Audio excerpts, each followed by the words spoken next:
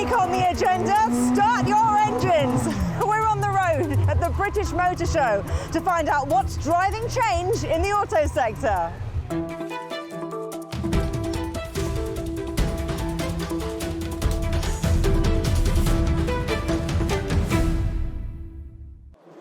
Fancy a ride in this? Well, you're going to need $2 million. In fact, these few cars here together are worth $11 million. This Ferrari is essentially a racing car that's been remodeled for the road. But you know what, this is quite a niche part of the auto sector. It's an industry which is struggling with supply chain issues, the soaring costs of raw materials, and a sometimes reticent consumer base who are thinking, should we go electric, or do we even need to own a car at all? So what's the industry doing to put the brakes on that? So I'm Steve Nash. I'm the Chief Executive of the Institute of the Motor Industry, which is the automotive industry's professional body.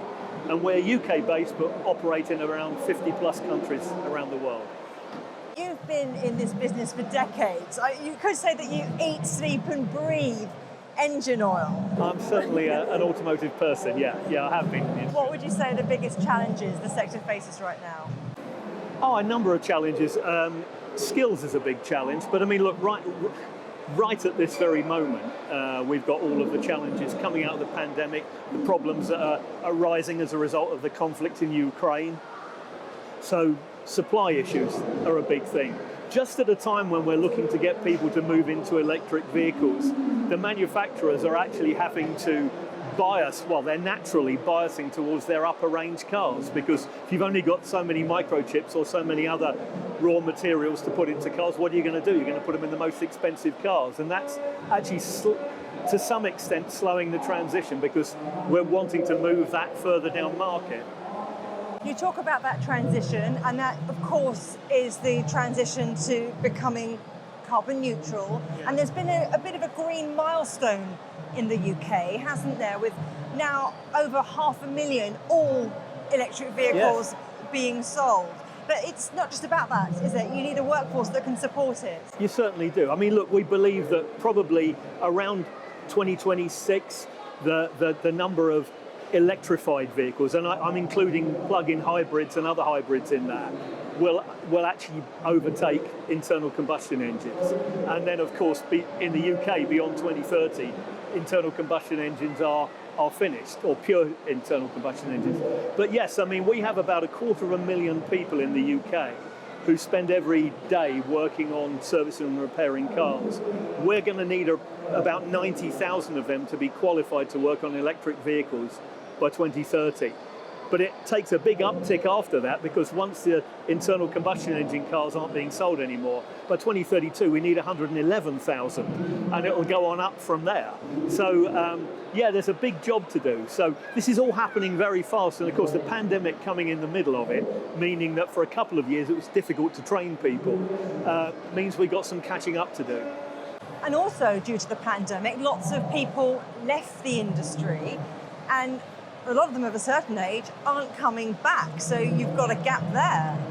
Well, I mean, yeah, there's a number of things happening there. If I just talk for a moment from a UK perspective, first of all, we had Brexit, so we lost an awful lot of people who left the UK as a result of Brexit. But we have had this general situation where the number of people now of work age who are not economically active is at an all-time high. It's about 20% of the working population is not working. In automotive, right now, we have something like 23,000 vacancies in the UK, which is at an all-time high. And does that change from region to region? We've talked quite a bit about the UK, but you work with the sector across the globe. Well, the change to electrification is having a huge effect around the world. We do a lot of work in China, for example. In China, they have many thousands of young people who they need to train to have the skills to work on electric vehicles. Whilst they have de facto, they have a big workforce, the level of qualification isn't there at this moment in time, and we're working with the Department for International Trade to take our international qualifications into China, and they have a voracious appetite for it, actually, And not just China, Malaysia, other parts of Southeast Asia. Actually, surprisingly, maybe for a lot of people, we do a lot of work in Germany and other parts of Europe. I know you've spent many, many years there in the UK. And they said that car companies are now becoming more software companies, more technology companies, rather than mobility companies. Do you think that's what we're seeing? Absolutely we are. I mean, look, the thing is, people think cars are getting simpler, and in one sense they are. I mean, an electric car has got a lot less moving parts than an internal combustion engine car. But at the same time as we're electrifying, where we've got a massive growth of what we call ADAS, or Advanced Driver Assistance Systems. So you have a plethora of these systems on the cars, which means that the garage of the future, even more than today, and it's already happening today, will be about software engineering, programming. I think there was quite a lot of discussion about the fact that people would buy a car which would have heated seats for 3 months, and then they would be turned off, and if you want them for a price, we can switch them back on. You know what I mean? But that's the world we're moving into. All of the things you talk about require a particular piece of technology, don't they? Yeah. Those semiconductor chips, and there's a real logjam on those. When all of the factory shutdowns happened in the pandemic, the auto manufacturers who as I'm sure you know, work on this very much a complete just-in-time sort of principle, where everything they need for today literally gets delivered today. They shut off their requirements for semiconductors. Well, that coincided with a big uptake of computers, home entertainment systems, game systems and things, because people were at home. But there have been other shortages as well, aluminium, some of the other raw materials that have had an effect on supply. And of course, we know that the conflict in Ukraine, a lot of manufacturers made their wiring harnesses and things in Ukraine.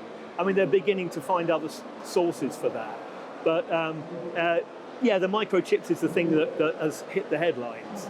So what contingencies do companies that operate in the auto sector need to make to protect themselves from these kind of bottlenecks? That's a really good question, and I think for the last 25, 30 years we've sort of worshipped at the altar of just in time. So bringing the supply chain closer, we'll see things like greater adoption of 3D printing to literally make things on site when they're needed. And which manufacturers are leading the way, do you think, in terms of these innovations, in terms of keeping pace of change? Who would you say, right, they're a shining example, be more like them?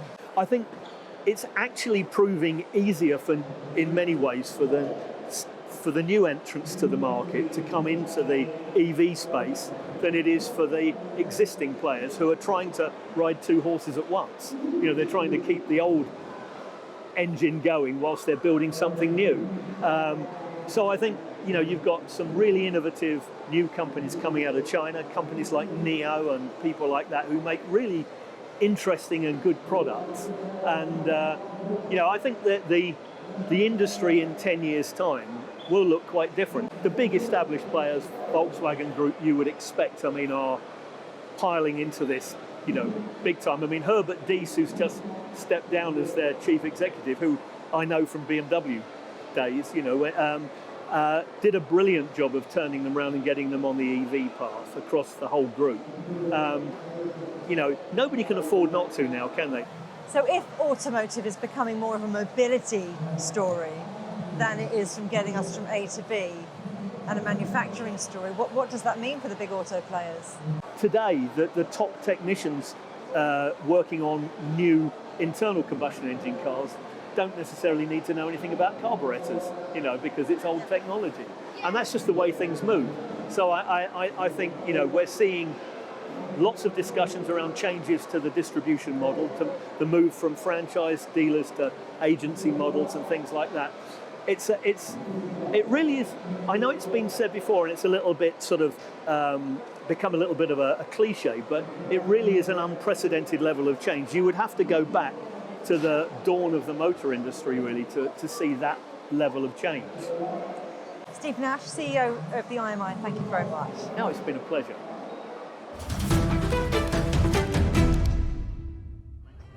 From classics to family runarounds, from electric vehicles to high-performance rides, there are more vehicle brands at this British Motor Show than at any UK car event since 2008, and that's despite some of the challenges in the supply of new cars.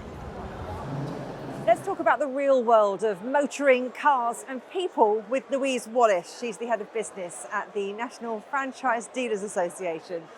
Great to see you. Now, are people buying cars? Because we're being encouraged to switch to electric. What's the story on the forecourt?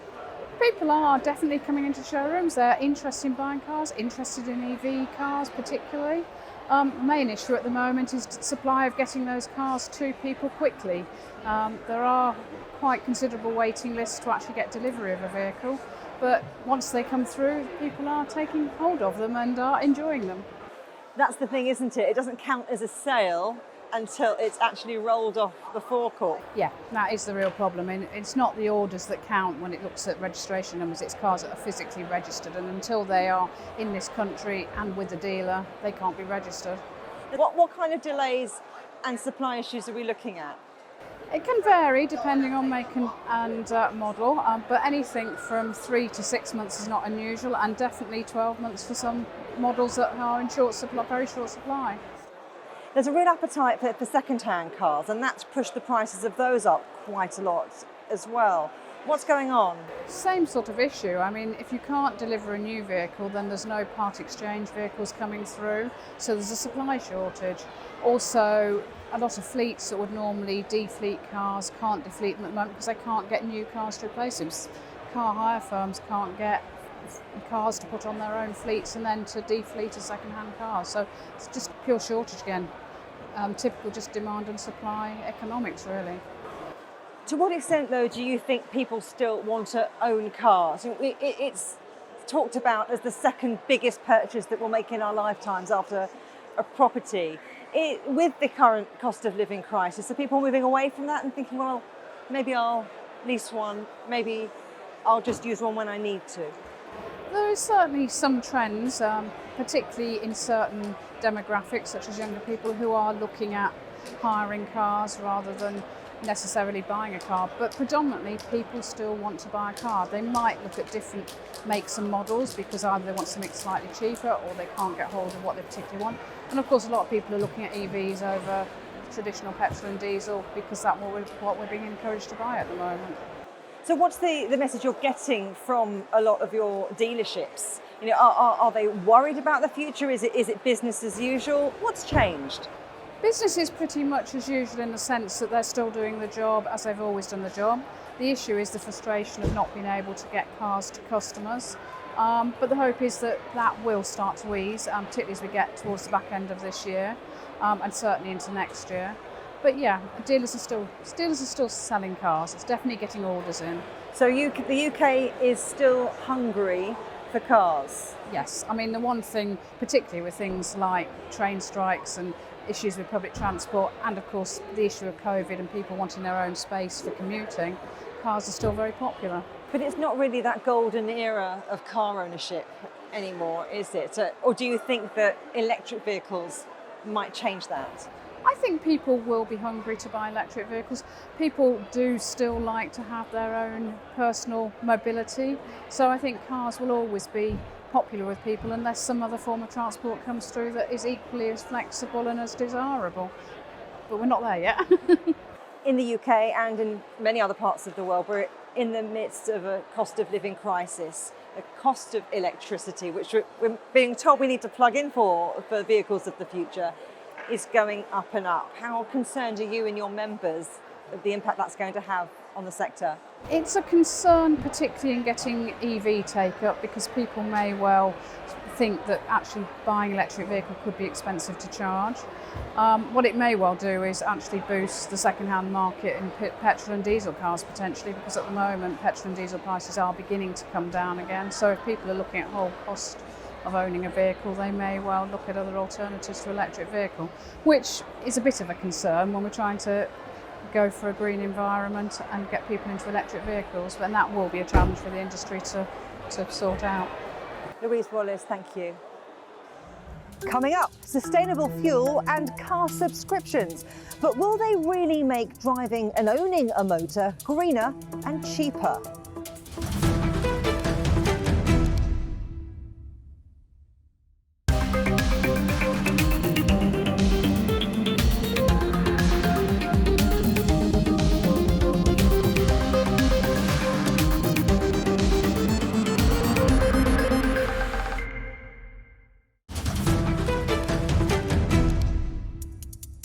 Welcome back to The Agenda.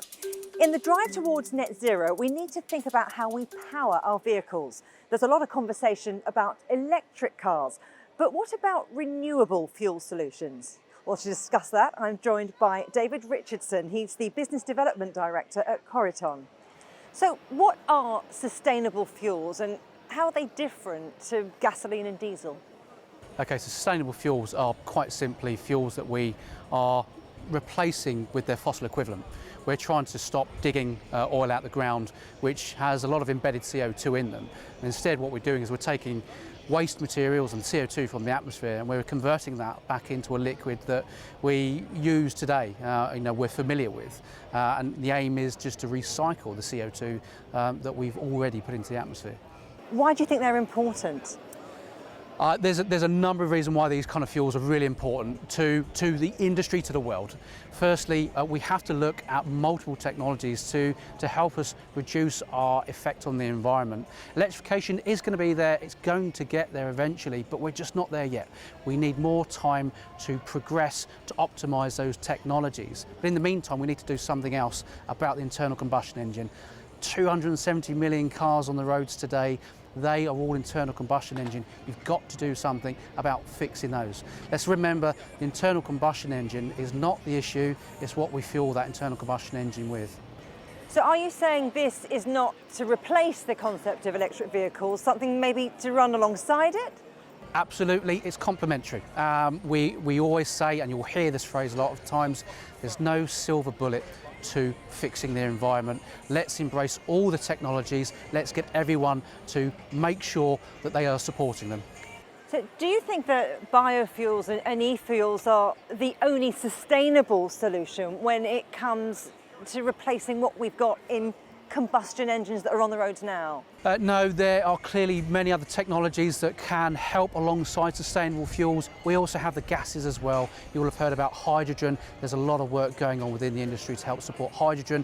You can adapt engines relatively easy to run on hydrogen. There's LPG, there are many other things that we can look to support those technologies. You talk about government support, so can you point to any country, any region that might be getting it right? I mean, for example, when it comes to electric car sales, Norway is leading the way there with around 70% of new car sales being electric cars. Is there a similar impetus anywhere when it comes to biofuels? Yeah, so there are countries, there are regions that have been getting this right. I mean, you can look at Norway as a really prime example of how they've embraced electrification. You need to remember that different countries have different requirements and different issues around who can afford what technology. Now, if we look at Scandinavia, away from the electrification side of it, Sweden particularly really pioneered biofuels a long time ago by supporting flex fuel vehicles. So these are your high ethanol types of fuels. So they've got that right, but that was just a first step. Actually, if we look at what the UK is doing behind the scenes, actually they're supporting a lot of these biofuels and the technologies that go into them. We know the electrification is not going to get where we need to be in 2030, 2035. We need something else to help us achieve our net zero goals. We believe that sustainable fuels is a way of doing that. So from the consumer point of view, how do you do that? Do you need to pay to get your car modified? Where can you fill up? So the great thing about these sustainable fuels that are being developed now is they are imperceptible in terms of their use. There is no modifications to cars, there should be no modification to the infrastructure that supports and supplies those fuels, and therefore we don't have to really think about the exceptional costs that come with maybe converting cars. You don't need to make any changes, but I'm thinking about how you develop those biofuels. You're talking about reusing to an extent, but also you're using crops. So you need land for that. And while we're in the midst of a food crisis, is there impetus to use that land for biofuels rather than food? using crops for biofuels is tricky because clearly, especially in today's climate, there's a lack of food resource for a lot of developing countries. And you look at grain particularly that is used to use things like ethanol, and we use a lot of ethanol in some of these processes. But it's not the only process. We talk about silver bullet, and we should have a myriad of technologies. There are also technologies that are using CO2 from the atmosphere. And so therefore that's not competing. We can extract CO2, we can put it through some very clever processes, and we can convert that back into a liquid hydrocarbon that you can still use today. So therefore we're not competing with the food element.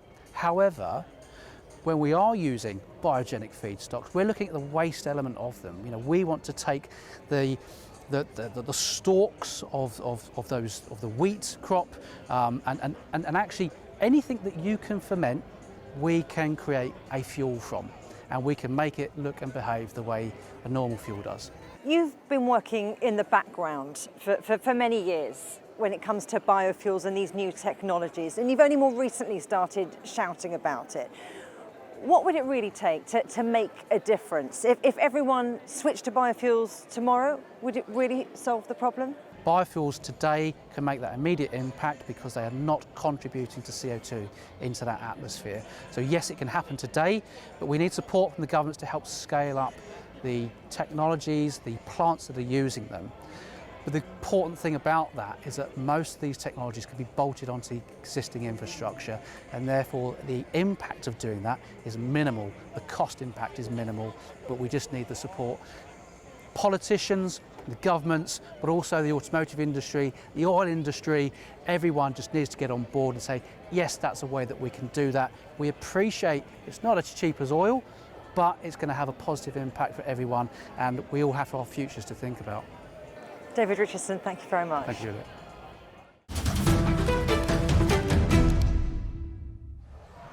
It might sound cheaper to run a hybrid or an electric vehicle, but that initial outlay, the upfront cost, is making some people park the idea of owning an electric car altogether.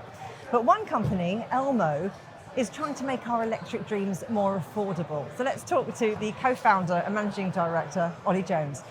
Well, thanks ever so much for talking to us. So, first of all, tell us a little bit about the company. You've sort of merged electric vehicles and mobility. That's right. That's in the name. And it really, what we're trying to do, the mission is to make switching to electric car unbelievably easy. So, in a world of Netflix and Spotify, consumers expect increased flexibility and reduced commitment. And this is especially true when it comes to electric cars. And what we're seeing is people, because of this lack of confidence, they're not ready to commit to paying a huge upfront fee to buy a vehicle.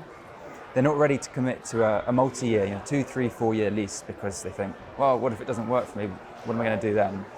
So with our subscription model, which is a new thing for many people in car terms, what it allows people to do is to book a car, have it delivered within a week, they don't bear deposit, and they can hand it back anytime by giving 30 days notice.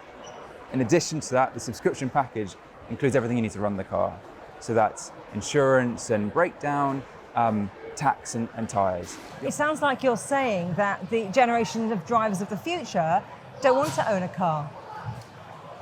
I wouldn't go as far as to say that everyone, it will definitely split up across demographics, but we certainly think that we've reimagined the traditional lease for modern consumers, and we're trying to use it as a mechanism to accelerate mass adoption of electric cars. What makes you think that a subscription model change in the way that we buy cars or that we buy into motoring is going to increase the uptake of electric vehicles?